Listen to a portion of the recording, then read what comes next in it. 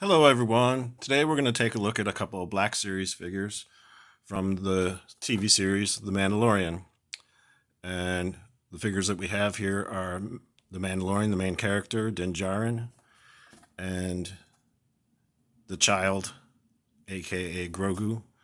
I bought both of these separately. The child I believe I got from Target. It was around $7 or $8, something like that. Pretty good deal. I got it on sale. And this one I ordered from Big Bad Toy Store. I think it was around $22 to $25, something like that, which is a reasonable price considering what you're getting. This is a 6-inch scale figure with a lot of detail, as you can see. Really amazing stuff. And I like this style packaging as well. They have a couple different styles for the Black Series. This particular one, they come in boxes, so which makes it really easy to, if you just cut one piece of tape down here, it allows you to open the package, take the figure out, and safely return it to the package, and no harm, no foul. It basically looks brand new.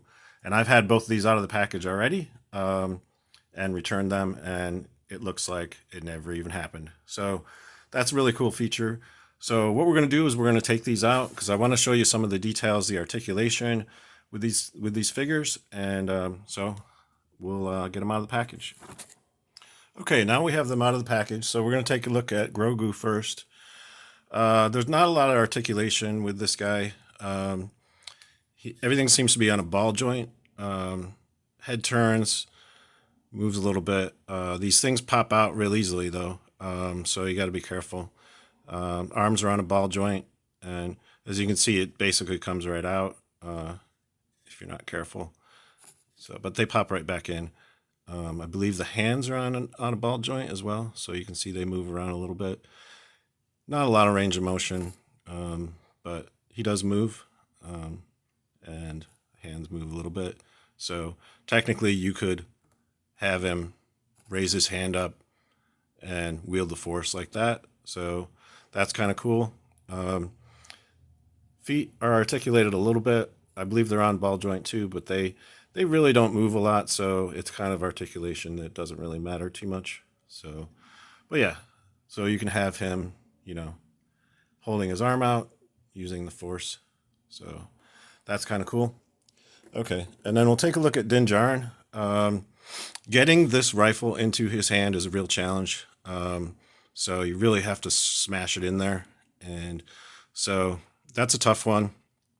The way this hand was designed, it's not really conducive to holding it in a way that where you would wield it, like if he was trying to look through the scope and aim.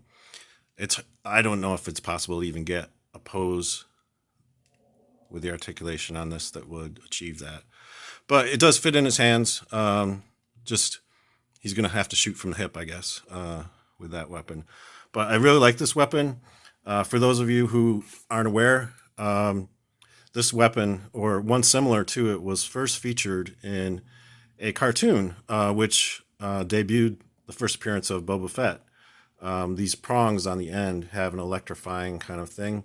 So in the cartoon, which I believe is, it's called The Story of the Faithful Wookiee, and that cartoon is now available on Disney Plus for people to watch.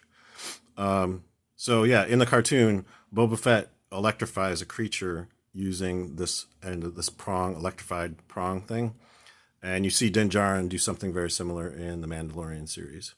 So very cool weapon, and it does fit in his hands. He also comes with a blaster, which fits in the holster quite nicely. You can see. So that's another cool feature. Another thing I noticed, there's a little port on the back of the figure, which allows you to plug this in when he's not using it. You can basically port this in here. I can get it. Yeah, so you can stash his weapon away when he's not using it. So that's kind of cool. So, all right, so let's take a look at the articulation on this. As you can see, like the paint job on this and the detailing is pretty amazing. Like with a lot of Black Series, they really went to town in terms of the detailing. So he's got pretty good range of motion. You can see his elbows extend out and they pivot 360. He's got elbow articulation, pivot. The wrists are articulated. They pivot, they swivel. Same on the other arm. He's got some waist articulation.